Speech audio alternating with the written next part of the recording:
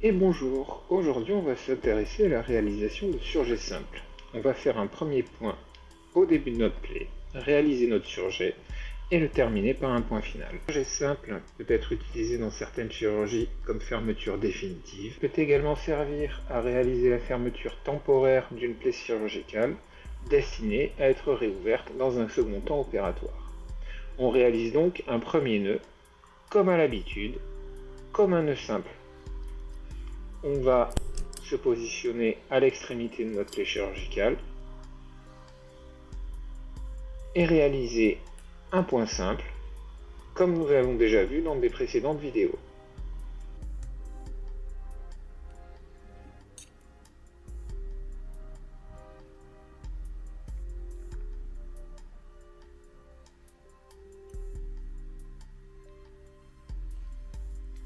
Maintenant que notre premier nœud a été réalisé, nous allons uniquement raccourcir le brin court et conserver le brin long rattaché à l'aiguille. La réalisation du surjet n'est pas compliquée, il suffit simplement d'aller d'une berge à l'autre en avançant progressivement, comme nous allons le voir.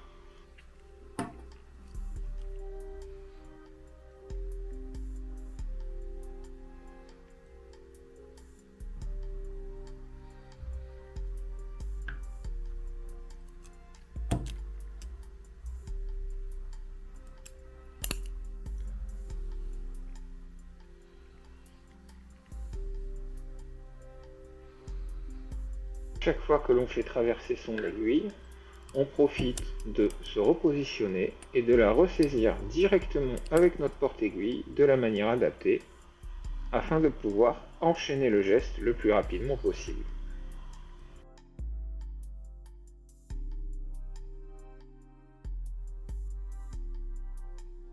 Si possible, on essaye de respecter les espacements de manière à avoir un surjet à la fois efficace et esthétique.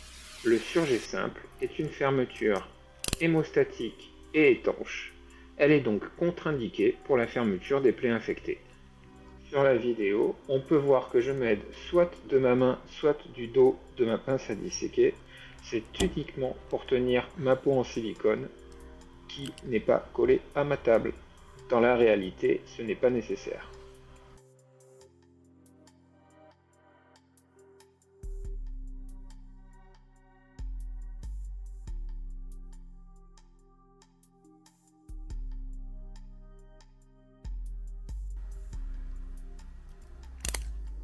Ici j'ai dû m'y reprendre pour la bonne et simple raison que ma peau en silicone, comme je l'ai déjà dit dans des précédentes vidéos, commence à fatiguer. Elle s'est tout simplement déchirée. Il a donc fallu que je fasse une petite marche arrière pour recommencer ce passage.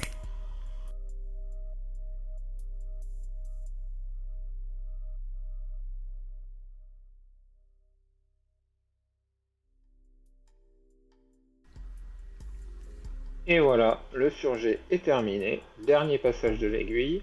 On ne va pas tirer le fil à fond et se garder une petite boucle afin de pouvoir réaliser le nœud final.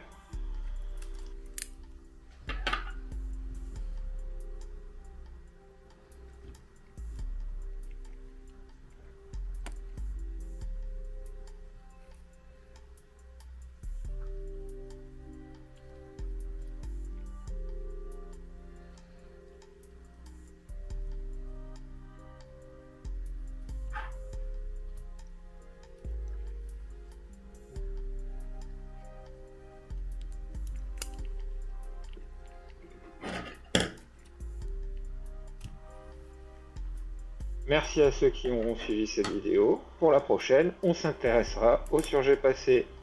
À bientôt!